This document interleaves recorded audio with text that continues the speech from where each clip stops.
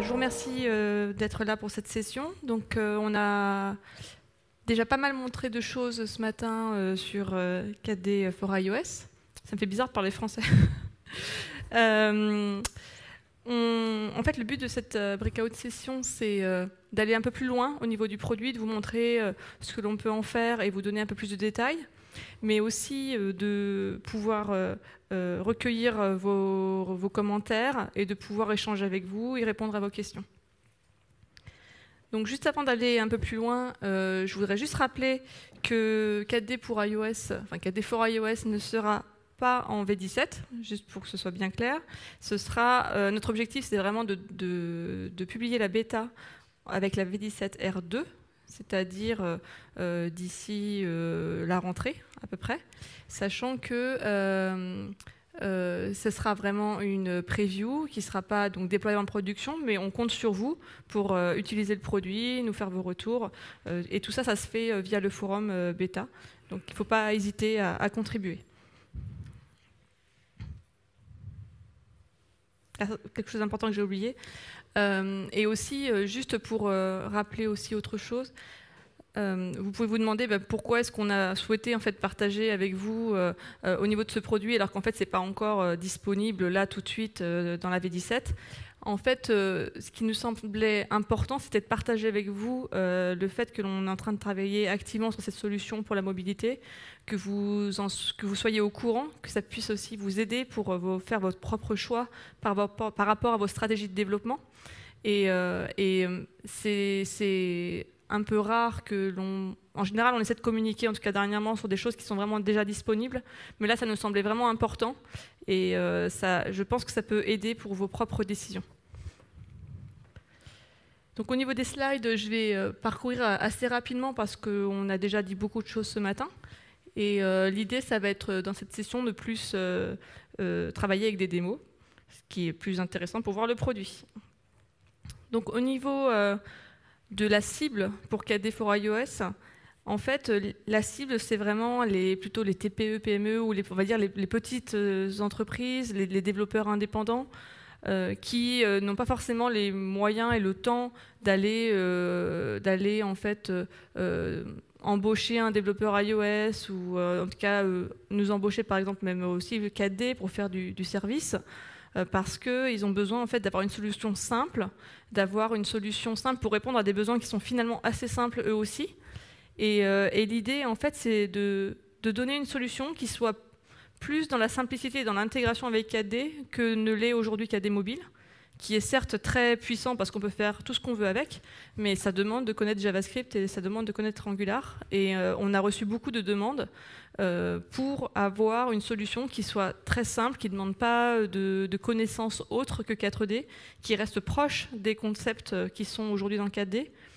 Et c'est ce que l'on essaie d'atteindre comme objectif avec 4D pour iOS. Donc développer des applications iOS, ça peut être un peu compliqué, parce que ça demande des connaissances particulières. Quel type de connaissances ? Notamment, les applications iOS sont codées donc soit en Swift, soit en Objective-C, donc ça demande d'apprendre des nouveaux langages.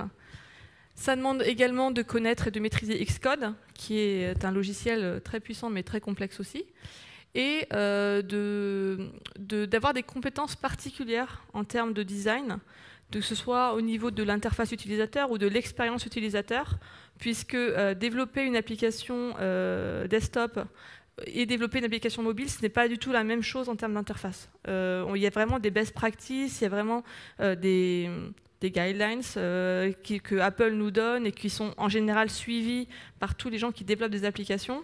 Et il faut en fait savoir comment s'y prendre, et c'est pas forcément évident quand on a un développeur d'applications desktop ou même d'applications web. C'est pas vraiment l'écran étant très petit, on design les choses d'une façon différente. Donc, développer une application iOS, ça peut aussi être simple grâce à 4D pour iOS. 4D donc for iOS, c'est un composant 4D qui est donc complètement intégré dans 4D. Ça ne vous demande pas de connaître le Swift, même si ça peut vous servir si vous souhaitez aller plus loin, mais pour générer une application, on n'a pas besoin d'apprendre le Swift. En termes d'expérience utilisateur et de design, on vous fournit donc des modèles, comme on vous a montré ce matin, ce qui permet donc deux choses. Ça permet d'un côté de s'assurer que l'on va suivre les best practices, et aussi ça permet de créer très rapidement des applications avec des expériences utilisateurs qui soient différentes, et d'être sûr que derrière, si on soumet l'application, on n'aura pas de soucis, puisque c'est 4D qui... nous, on a créé une équipe avec un product owner, un développeur iOS qui, eux, connaissent les best practices et ont l'habitude de faire des soumissions avec Apple, ce qui vous permet à vous de ne pas avoir besoin de vous en soucier. En termes de code, c'est KDE pour iOS, ça génère un vrai projet Xcode, et on le verra après si on a le temps. C'est un vrai projet Xcode avec... Il n'y a aucune particularité ou bizarrerie dans le projet qui ferait que vous ne pouvez pas le modifier. C'est vraiment un projet Xcode comme si vous aviez vous-même codé une application iOS. Et ça vous permet en fait d'avoir cette garantie qu'avec KDE pour iOS, ça vous donne un premier départ. Et si vous souhaitez vraiment aller plus loin, vous pouvez le faire. Vous avez votre projet Xcode et vous pouvez soit embaucher un développeur pour quelques temps pour faire du développement iOS, ou vous-même faire quelques modifications simples. Je vous en montrerai un exemple tout à l'heure. Et pour des modifications simples, il n'y a pas forcément besoin d'être développeur iOS. Et donc ça permet d'aller plus loin et de ne pas être forcément réduit aux features qui sont aujourd'hui dans le produit. Donc comment ça fonctionne ? Donc on va faire une petite démo. Et je reviendrai au slide juste après. Donc dans KDE, au niveau de la base de données, j'ai ouvert une base de données qui s'appelle Showroom, qui contient un certain nombre de tables. Donc il y a des tables avec des séries télé, des produits, des factures, des peintures. Donc ce que je vais faire, c'est que je ne vais pas, comme ce matin, créer un projet de rien du tout, de rien. Je vais en fait ouvrir un projet existant et me concentrer sur une des tables qui n'est pas publiée. Donc, pour ça, aller tout simplement un peu plus vite et pour vous montrer tout ce que l'on peut faire. Donc j'arrive sur la page d'accueil. Donc ici, déjà, on arrive sur l'onglet général qui permet donc de définir les informations générales, comme le nom de l'application, l'identifiant et l'icône. Au niveau de l'icône, il y a quelques règles particulières qui sont imposées par Apple, qui demandent que l'icône de l'application mobile soit dans une taille qui est 1024 par 1024 et sans transparence. Et en fait, ce que l'on fait, c'est que dans KDE pour iOS, on a inclus un certain nombre de traitements automatiques. Ce qui permet par exemple, j'imagine que vous avez tous déjà une application, une icône pour une application, pour votre application dans desktop qui est déjà existante. Et donc en fait, ce que je peux faire, c'est que je peux drag and dropper tout simplement cette icône qui, elle, avait de la transparence. Et ce qu'on va faire, c'est qu'on va automatiquement scaler l'icône pour avoir la bonne taille et rajouter un fond blanc. Donc là, je vais juste remettre l'icône de base. Voilà. Faut que je prenne mes notes, sinon je suis sûre que je vais oublier des choses.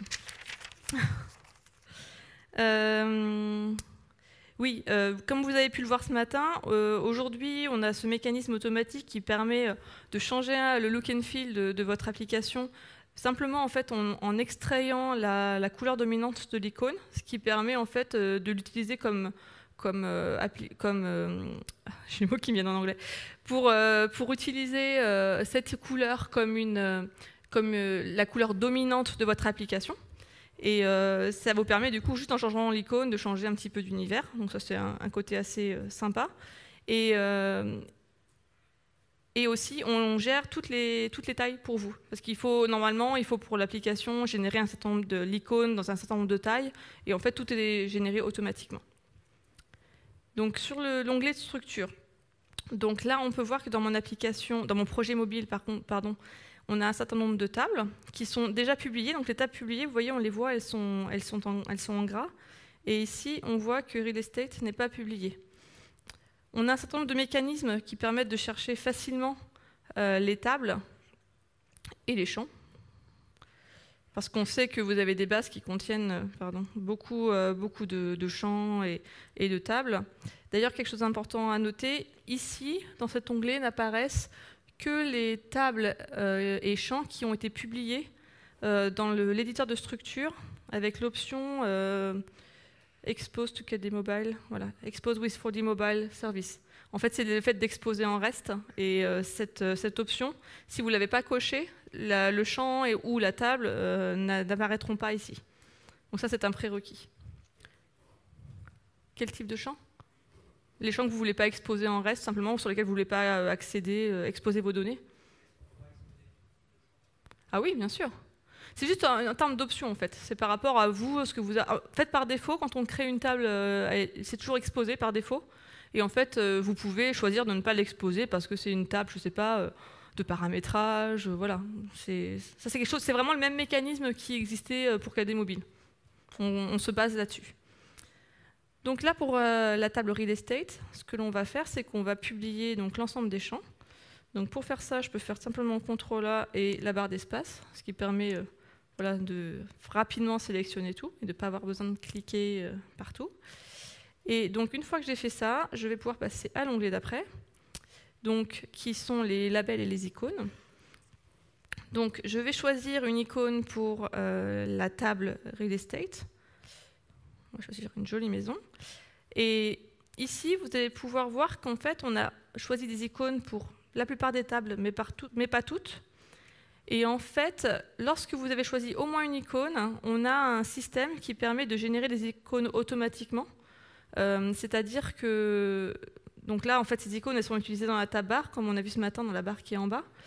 Et si il y a une table pour laquelle vous n'avez pas choisi d'icône, il faut forcément qu'on en ait une, sinon ça ne va pas être joli, vous allez avoir un trou par rapport aux labels qui sont en dessous.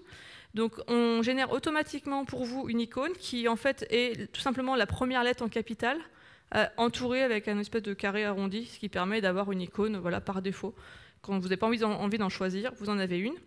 Après, dans ce qui est dans les templates, dans les formulaires détaillés, vous n'êtes pas forcément obligé de choisir des icônes. Si vous n'en mettez aucune, vous n'en aurez pas du tout.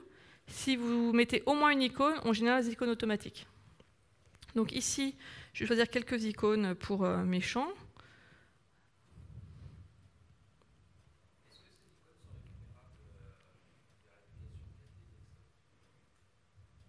En remote? Non. Enfin, non. Non, elles sont vraiment en fait dans les ressources de KDE. Après, comme je crois que je l'ai dit ce matin, vous pouvez en fait, par contre, ajouter vos propres icônes. Et elles sont dans les ressources de KDE, donc je pense que si vous vouliez les réutiliser, vous pourriez, à moins qu'il y ait des contraintes techniques dessus. Je sais pas. Ok, donc je choisis aussi une icône pour le prix. Et je vais changer ici pour contact. Je vais changer donc le label de contact phone à phone. Donc ici, on a deux types de labels. Donc ce sont les champs en fait qui vont être les champs visibles qui vont être utilisés dans l'application. Et en fait, ces champs, donc il y a une version longue et une version courte. En fonction du template, on prend soit la version longue, soit la version courte. Donc par exemple, dans la tab bar, typiquement, on va prendre que la version courte. Et c'est donc ça vous permet de... Parce que là, on a fait un exemple où en fait, les champs s'appellent City Type Parking, mais j'imagine que vous avez des nomenclatures et que les champs ne s'appellent pas forcément comme ça. Ça vous permet vraiment de choisir l'affichage final. Donc voilà, donc là, on a défini nos différents labels, on a choisi des icônes pour les champs qui nous intéressaient. Et donc, on va aller sur ce qu'on appelle le main menu, qui permet en fait d'ordonner les tables dans la tab bar. Je suis désolée, je ne sais pas s'il y a un mot français pour tab bar. Hein. Donc je dis tab bar. Pardon? La barre de tabulation, la barre des tables. La barre d'onglet. Moi, je veux dire tab bar. Et donc, ce que je vais faire, c'est que je vais mettre la table Paintings en premier et Real Estate en second. Un peu de mal avec mon trackpad. Voilà. Ensuite, je vais aller dans les formulaires. Donc ici, on retrouve la liste de toutes les tables qui sont publiées. Vous pouvez remarquer que les petites images, les petites icônes changent. Ça vous permet de voir d'un coup d'œil les templates qui ont déjà été choisis pour chacune des tables. Et on a fait les icônes de façon à ce que ça vous donne une idée du rendu final.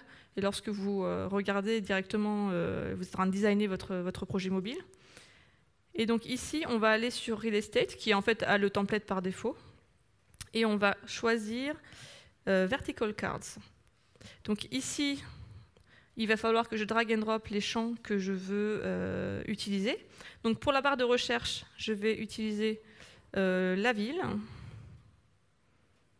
Ensuite, le prix. Donc ça, après, la partie du dessous, c'est en fait la définition d'une cellule dans la liste que l'on voit au départ, qui liste en fait les enregistrements. On définit une seule cellule et après on réplique pour chaque enregistrement le layout de la cellule. Voilà. Pour le detail form, même opération. Donc là, on a aussi le template par défaut. Je vais changer pour utiliser le template qui s'appelle Left Cut Header. Donc, quelque chose d'intéressant à voir, c'est que vous pouvez voir qu'ici, il y a une petite icône qui montre que c'est une photo. Bon, en plus, il y a écrit Picture. Si je cherche, par exemple, à prendre un champ qui est un champ texte et à le drag and dropper sur Picture, ça ne va pas fonctionner. Donc, il y a une certaine intelligence qui vous permet d'éviter de faire des erreurs et de bien utiliser des photos là où ça doit être une photo et d'utiliser des textes là où ce sont des textes. Donc ici, je vais mettre... J'arrive même plus à lire. Oui, price, adresse, city. Price, adresse, city, zip code et type. Zip code, type. Voilà. Et si imaginons que je me sois trompée, finalement j'ai changé d'avis, je me dis non, ce template-là il ne me plaît pas, je vais en prendre un autre. Donc je peux switcher par exemple, je vais aller sur Visual Contact, et vous pouvez remarquer ici que les champs restent déjà placés dans le même ordre, et tant que ça reste sur le bon type, on les garde, on les conserve, ce qui permet de changer de modèle sans avoir besoin de re-drag and dropper systématiquement, ce qui serait quand même assez pénible, et ce qui vous permet voilà, de changer, de switcher facilement pour voir le rendu dans le simulateur. Donc je repasse sur le Left Cut Header. Ok, donc on va juste retourner, avant de lancer ça, on va juste retourner sur les slides rapidement. Juste pour résumer. Donc, en premier, vous allez définir les informations principales. Quelque chose que j'ai effectivement oublié de dire tout à l'heure, c'est que le nom du produit et l'identifiant de l'organisation sont en fait concaténés pour créer ce qu'on appelle le bundle ID de votre application. Et cet ID doit être identique à celui que vous avez défini dans votre profil, dans votre compte de développement Apple, de l'Apple Developer. Donc ensuite, vous définissez la structure. Donc à ce niveau-là, c'est ce qu'on a fait tout à l'heure quand on a publié la table Real Estate. En fait, on définit vraiment un subset, donc un sous-ensemble de la structure physique. C'est même un sous-ensemble de la structure exposée en REST, exposée via 4D Mobile. Et on va en fait répliquer cette structure dans une base de données locale dans l'iPhone. Ensuite, donc, on ajoute des labels et des icônes. On construit le menu donc, en ordonnant les tables dans la tab-bar.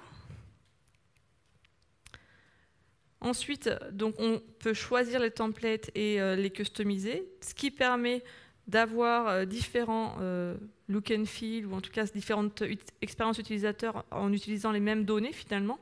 C'est ça l'intérêt des modèles. On essaie d'avoir des modèles, vous le verrez tout à l'heure, plutôt variés, de façon à pouvoir avoir différentes identités. Ensuite, on lance, on build l'application et on l'exécute dans le simulateur. Donc là, ça permet ensuite de pouvoir vérifier que l'application correspond à ce que l'on veut et pouvoir éventuellement adapter si besoin. Donc là, on va du coup effectivement lancer un build.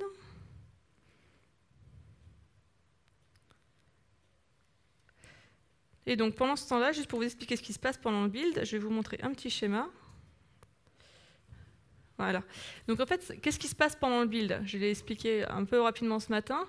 Donc l'idée, c'est on a 4D d'un côté, avec le composant 4D pour iOS, 4D for iOS, et on a en fait dans 4D for iOS un modèle d'application iOS déjà prêt, dans lequel on va injecter en fait les modifications que vous avez définies dans l'éditeur. Donc on va injecter les modèles, les templates, on va faire le data binding avec vos champs, et on va donc générer à la volée ce projet Xcode, dans lequel on va retrouver donc à la fois donc du code en Swift qui est généré automatiquement, qui est dans le template de l'application, et aussi on va générer des storyboards. Ah, c'est normal.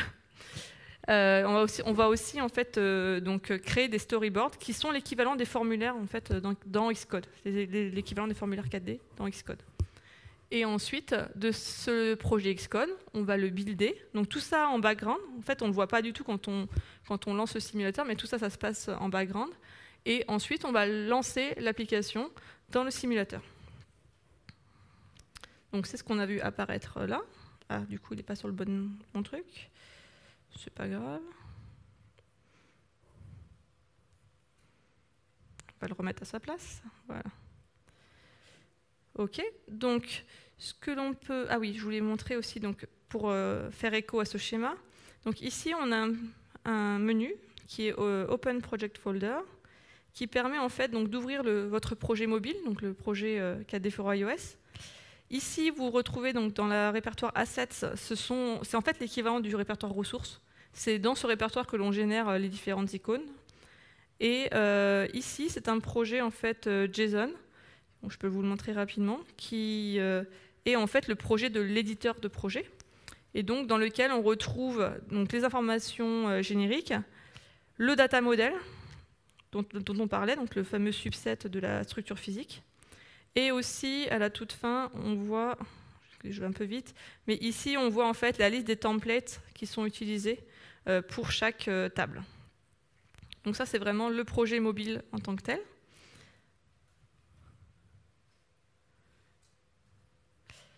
Donc ici, juste pour revenir donc, sur la table Painting, donc, revenons d'abord sur la tab bar. Je vais prendre dans l'ordre. Donc, au niveau de la tab bar, vous voyez qu'on n'a que 4 icônes, enfin que 4 tables qui apparaissent, puisque la tab bar, on ne va pas pouvoir mettre 10 tables dans la tab bar, c'est pas possible. Donc en fait, on en met 4, et ici, ça ajoute automatiquement un menu mort dans lequel vous pouvez accéder aux autres tables.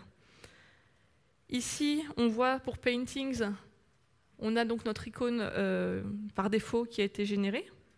Et ici, ce sont les icônes et les labels que l'on a définis dans la partie Main Menu. Si je regarde deux peintures, donc par exemple Abstract Mountain, je regarde la description ici, vous voyez que la description est assez courte. Si je vais sur un autre tableau, ici la description est beaucoup plus longue et vous pouvez donc voir que les templates en fait, sont responsives et s'adaptent automatiquement aux données qui sont dedans. Donc les templates sont pensés avec simplement des contraintes, pour tout ce qui est mobile doit être responsif. Et les contraintes sont gérées de façon à ce que vous puissiez avoir des données qui changent et pas avoir besoin de vous soucier de ça.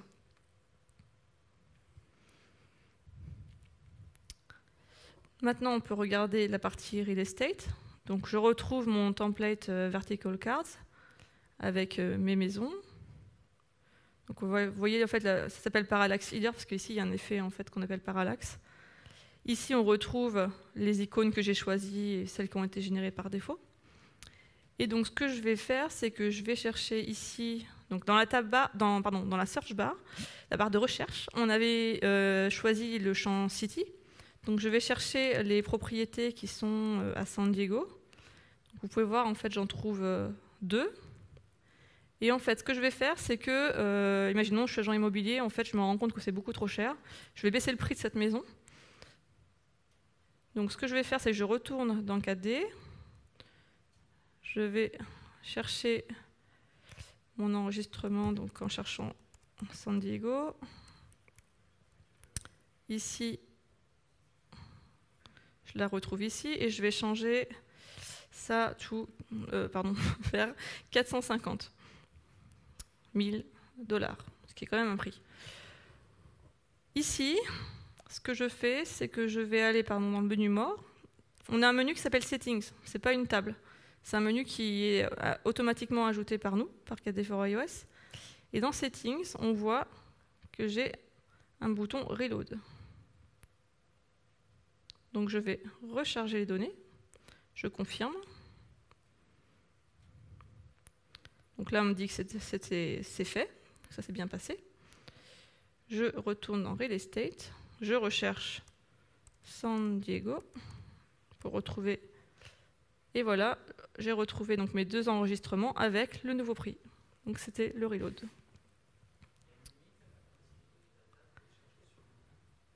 Aujourd'hui, il n'y a pas de vraie limite. Après, c'est vrai que ça va infecter les performances si on a énormément de données à recharger. Aujourd'hui, je crois que j'ai eu la question tout à l'heure sur la session en anglais, je ne sais plus si quelqu'un m'a déjà posé la question en tout cas. Aujourd'hui, là, c'est un reload from scratch. En fait, on recharge tous les enregistrements. Mais bien sûr que ça ne va pas rester comme ça. En fait, ça, c'est la première étape. Et ensuite, il y aura en fait la possibilité, par exemple, de faire un refresh en faisant un swipe ou de pouvoir simplement synchroniser les données qui sont à synchroniser pour simplement avoir des meilleures performances. Là, aujourd'hui, on fait purement, on récupère toutes les données. Donc ça marche avec une quantité de données limitée. Mais on est en bêta. On n'est même pas en bêta encore, on arrive. Voilà, donc ça, c'était pour vous montrer le reload des données. Donc maintenant, on a pas mal vu de choses dans le simulateur. Ce qu'on va faire, c'est qu'on va passer sur une démo plutôt plus live. On va en fait installer notre application sur mon iPhone. Et pour ça, c'est pas trop compliqué. Il suffit de cliquer le bouton « Installe ». Donc le bouton Install, ça va me créer une archive qui contient un fichier IPA que je vais pouvoir ensuite télécharger sur mon iPhone. Alors ça prend un petit peu de temps, ça prend quelques minutes, 4-5 minutes. Donc ce que je vais faire, c'est que je vais passer un petit peu au slide et on reviendra là quand ce sera terminé. Donc dans l'optique où on a testé sur le simulateur, on a vu que l'application elle fonctionnait bien, elle nous plaît. On l'installe sur le mobile, ce que je vais vous montrer juste après. Vous l'installez sur votre mobile, vous regardez, ça fonctionne bien, c'est des vraies conditions, vous aimez bien comment ça fonctionne. La prochaine étape, c'est en fait de bêta-tester cette application, donc de l'ouvrir à d'autres utilisateurs. Et pour cela, c'est en fait un outil qui s'appelle TestFlight, qui est un outil d'Apple. En fait, ce qu'il faut faire, c'est qu'il faut générer votre application, donc votre fichier IPA, et l'uploader sur iTunes Connect, qui permet de partager votre application via Apple TestFlight. En fait, ça envoie un mail tout simplement à vos bêta-testeurs et ils doivent installer TestFlight sur leur iPhone et ça leur permet de récupérer votre build et de faire donc des retours. S'ils trouvent des bugs, s'ils ont des commentaires, ils vous font des retours et vous pouvez derrière donc corriger vos problèmes et uploader vos différents builds jusqu'à ce que vous soyez content du résultat. Et donc il peut y avoir jusqu'à quand même 10 000 bêta-testeurs. Donc c'est du bon bêta-test. Ensuite, une fois qu'on a fait tout ça, eh bien vous êtes prêt pour déployer votre application. Donc pour ça, il y a 2 grands types de déploiement. Donc premier type de déploiement, c'est le déploiement via l'Apple Store. Donc comment ça se passe? Donc pour cela, il faut générer à nouveau une archive, donc un fichier IPA, qui va contenir des certificats de production qui sont un peu différents de ceux de test. Et ensuite, de la même façon, vous téléchargez ce build sur iTunes Connect. Et ensuite, vous remplissez quelques informations générales sur votre application et vous demandez en fait la validation d'Apple. Une fois que Apple a validé, il y a 2 options. Soit vous décidez que quand Apple a validé, c'est tout de suite disponible sur l'App Store. Soit vous pouvez aussi avoir le choix de dire non, c'est moi qui vais gérer en fait la mise à disposition au client final. Et du coup, Apple vous notifie du fait que ça a été validé et vous pouvez choisir de le publier sur l'App Store à la date de votre choix. Le deuxième sorte de déploiement, c'est le déploiement qu'on appelle in-house, donc qui requiert un type de programme différent au niveau de l'Apple Developer, donc l'Apple Developer Enterprise. Et là, ça vous permet, en fait c'est différent, ça vous permet de ne pas utiliser l'App Store, mais ça demande que vous ayez un serveur sécurisé sur lequel il va falloir que vous uploadiez en fait votre fichier IPA et un certain nombre de fichiers, notamment un manifeste qui en fait va donner les URL vers cette fameuse application. Et en fait, c'est un lien vers ce fichier de manifeste que vous allez donner à vos clients. Et en fait, ça va leur permettre, via le manifeste, d'aller chercher toutes les ressources dont ils ont besoin, l'application, les différentes ressources. Et ça, c'est un déploiement qui ne requiert donc pas l'App Store. Et ça peut être complètement autonome. Bon, ça, c'est pour la suite. Donc, on va retourner voir où est-ce qu'on en est. C'est fini. Donc là, juste pour rappeler, on a cliqué sur le bouton Install pour générer l'archive avec le fichier IPA. Donc on l'ouvre dans le Finder. Je vais juste le mettre ici pour le retrouver facilement. Et donc, on va pouvoir le mettre sur mon téléphone. Pour cela, c'est mieux de brancher. Donc, on lance Apple Configurator. Il faut que je le délogue, sinon ça ne va pas bien se passer. Voilà. Hop. Donc là, je peux choisir d'ajouter une application. Donc je choisis sur mon Mac donc le fameux fichier IPA. Je l'ajoute. Et donc là, c'est en train de transférer. Donc là, il me dit, elle existe déjà parce que j'ai fait la démo tout à l'heure. Donc je vais le remplacer. Et pendant ce temps-là, je vais simplement démarrer quelque chose pour que vous puissiez voir le résultat. Je dois aller démarrer QuickTime Player.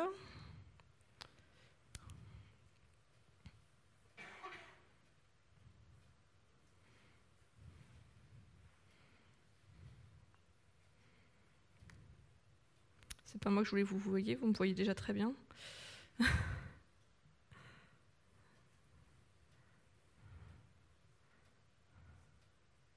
Ça va venir. Il faut être patient. Voilà. Donc vous voyez ici, l'application est en train de se charger.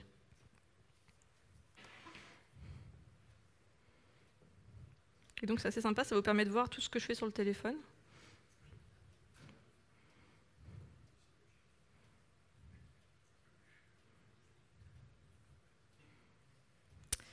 Voilà, donc on peut regarder notre application Showroom.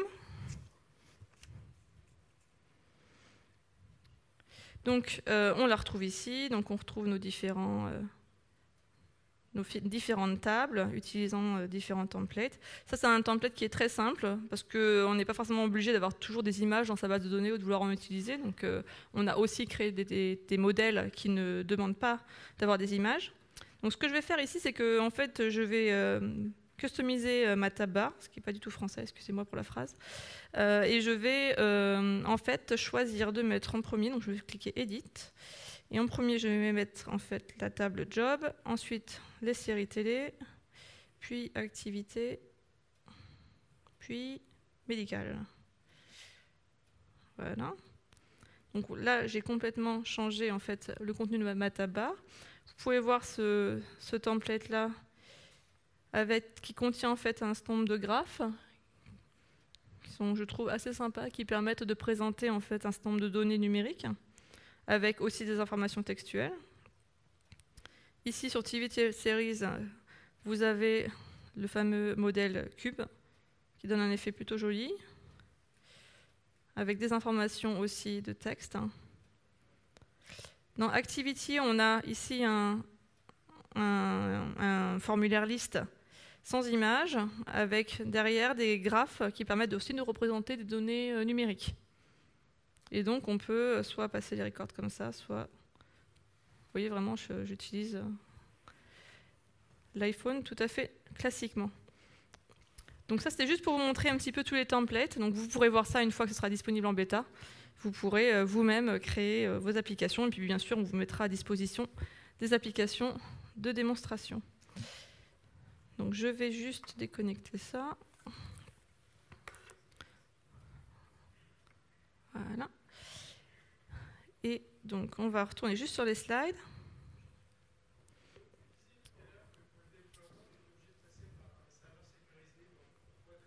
Si on passe pas par l'App Store.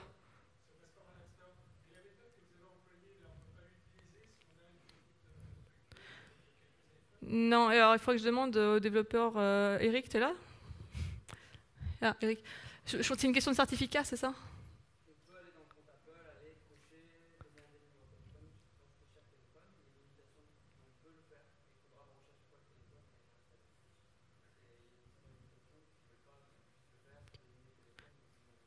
Tu sais quelle est la limite? D'accord. Bon, une limite, voilà, quelque chose de raisonnable. Donc je sais pas, 10, 20, 30, 50, on ne sait pas exactement, à vérifier.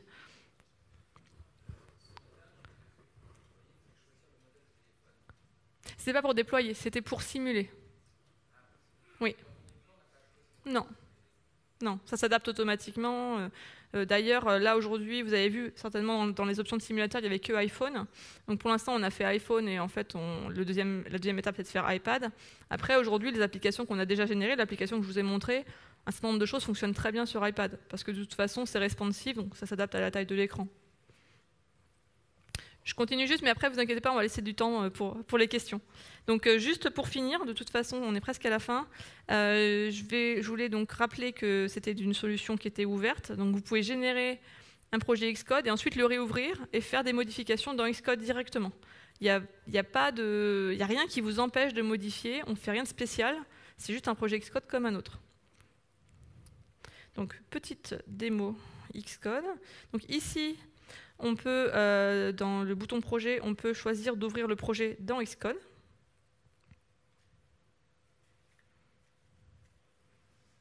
Voilà. Je vais essayer d'agrandir ça. Donc ici, j'ai mon projet en fait, qui s'appelle démo. Juste pour vous montrer où sont nos tables, donc dans Source, Form, Tables, on retrouve ici la liste de toutes nos tables qui ont été publiées. Et si je regarde par exemple Real Estate, bon, c'est la même chose pour toutes les tables, hein. En fait on a deux storyboards, donc un storyboard pour la vue détaillée et un storyboard pour la vue en liste. Et donc en fait c'est quoi les storyboards? Ça ressemble vraiment, c'est vraiment comme un formulaire en fait, où on va placer différents champs et on va binder les données dessus. Donc ici on voit le storyboard du formulaire liste, et ici le storyboard du formulaire détail. Donc on les reconnaît vraiment bien, on voit bien que c'est ceux qu'on a vus tout à l'heure dans l'exemple que je vous ai montré.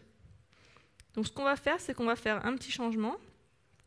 Imaginons que le prix, j'ai envie qu'il soit un peu plus gros, parce que le prix c'est quand même hyper important quand on vend des maisons. Et en fait, le prix et la ville, j'ai finalement pas envie que ça soit en haut, mais plutôt en bas. Donc qu'est-ce que je vais faire? J'ai juste à sélectionner les deux champs. Je vais les placer en bas. Jusque-là, ça va.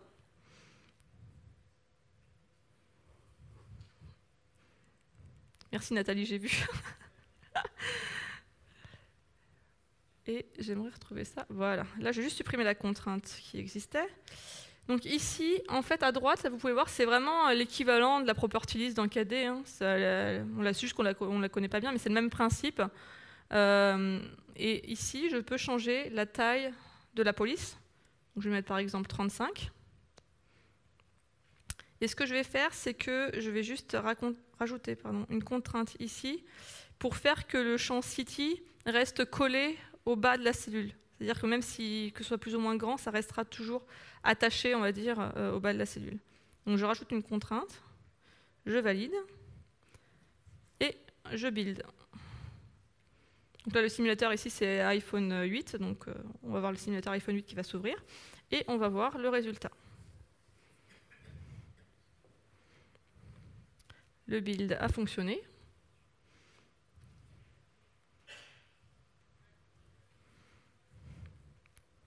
Ça va arriver. Voilà, voilà.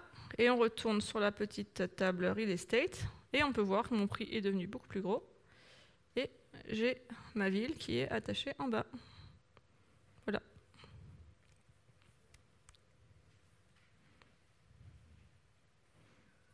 Donc on peut créer toutes les applications que l'on veut.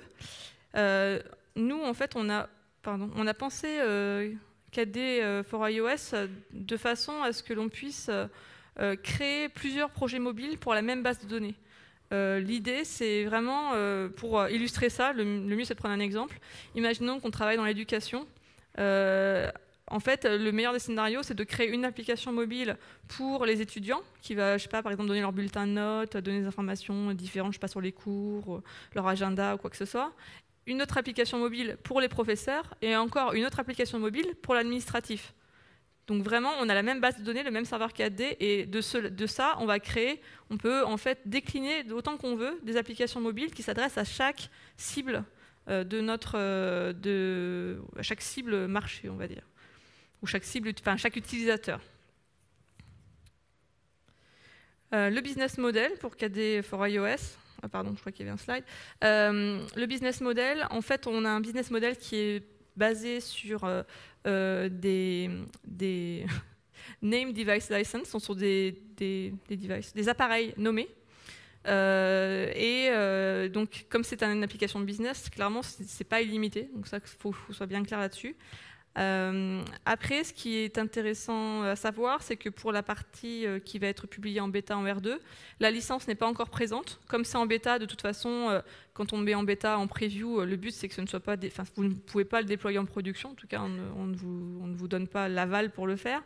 Et en fait, il n'y aura pas la licence dans cette partie-là, ce qui vous permet vraiment de ne pas vous préoccuper des questions de licence et que tout le monde puisse utiliser le produit, nous faire du retour et que vous puissiez nous dire ce que vous en pensez.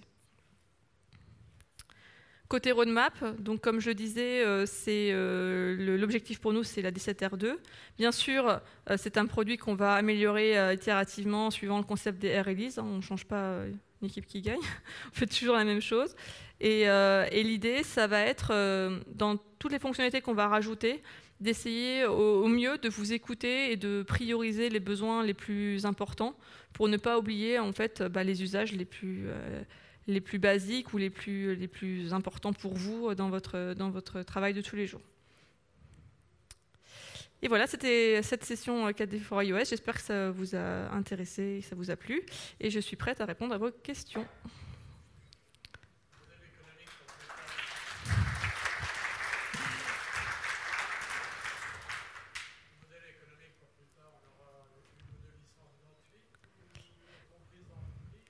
Pour l'instant, c'est pas validé, donc je peux pas communiquer là-dessus. Ce sera par appareil. Je peux pas, voilà, par appareil nommé. C'est tout ce que je peux dire. Oui. Je disais, j'entends pas en fait. Bonjour. J'ai pas vu quand vous faisiez le paramétrage pour rallier l'application mobile à la base de données 4D. Il y a une adresse à mettre quelque part, une chose à configurer. Là, pour l'instant, en fait, on est en local, donc ça tourne en fait en standalone. Donc là, c'est simplement le localhost. En fait, on a dû le voir rapidement ici. Attendez, oui, quand on fait le reload, en fait, quand on fait le reload, ça se voit. Voilà. Ici, là, on est en localhost, mais en fait, dans l'éditeur de projet mobile, ici, il y a un champ pour l'URL de votre serveur 4D de production. Et c'est comme ça que l'on attaque les données. Mais là, je suis en standalone pour la démo. D'autres questions ?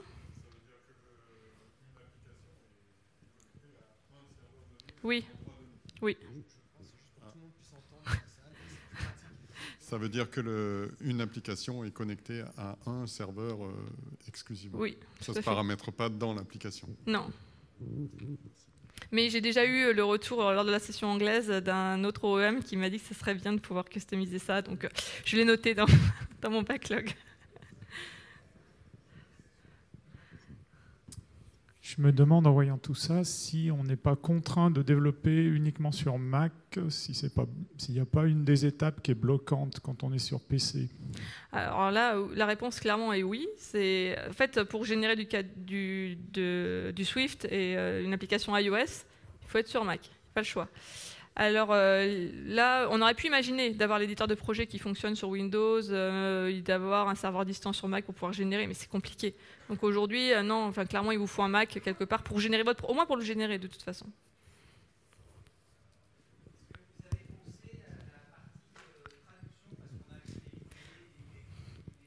Oui, on y a pensé, c'est pas dispo encore, mais oui, tout à fait. Ça, c'est un point. De toute façon, dans 4D, on a beaucoup ce système de Xleaf, donc après, je ne sais pas si ce sera exactement des Xleaf, mais ça, c'est dans le backlog.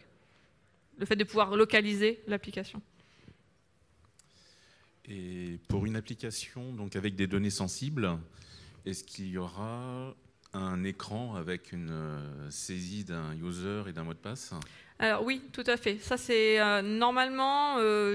j'ai bon espoir qu'on l'ait peut-être en R2, donc si ce n'est pas en R2, ce sera en R3. Mais ça fait partie normalement de ce qu'on voulait avoir dans le minimum viable product, donc vraiment ce qu'on voulait réaliser, c'est pas français, ce qu'on voulait sortir avec la R2. Et oui, bien sûr, il y a une sécurisation des données de façon à ce que vous n'exposiez pas toutes vos données à l'ensemble de vos utilisateurs. Ça, c'est déjà en développement en fait.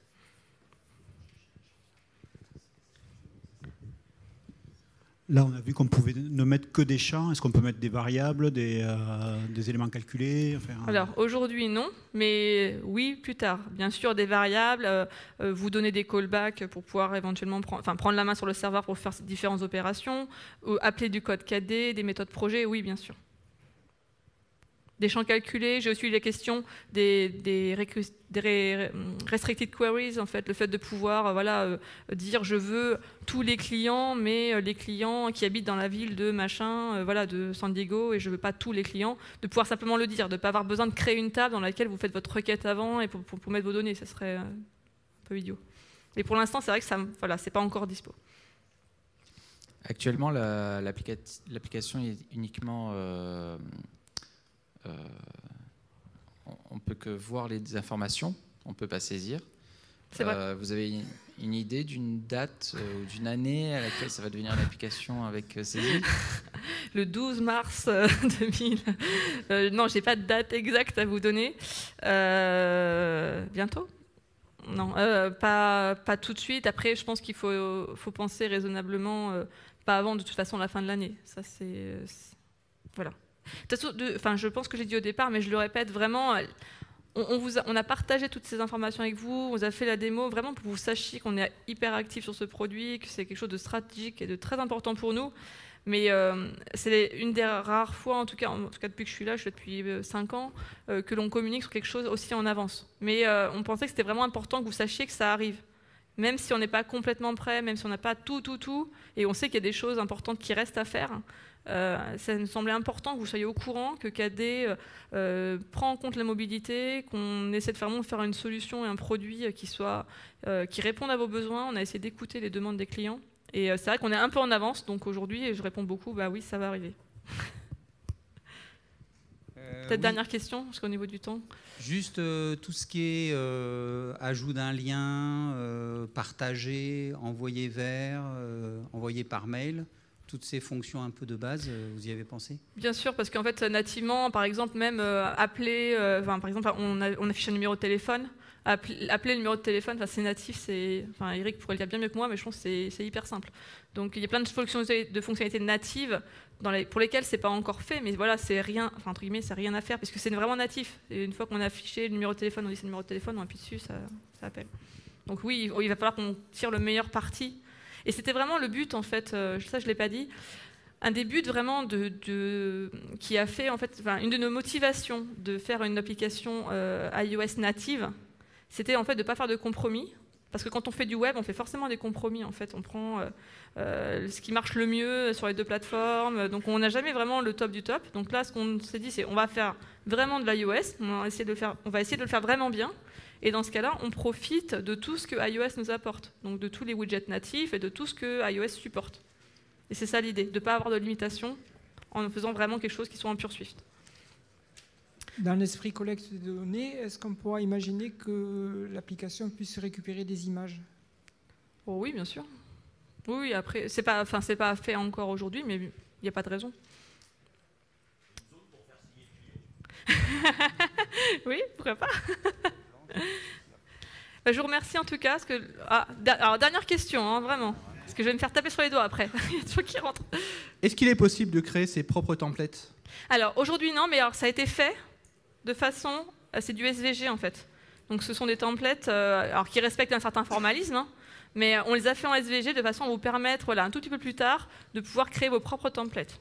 On a même pensé éventuellement à pouvoir vous laisser intégrer même vos propres storyboards, par exemple, dans Xcode. Donc, après, c'est juste du fine-tuning à faire, mais on a développé les choses dans cet esprit-là, dans l'esprit d'ouverture. Merci à tous, en tout cas.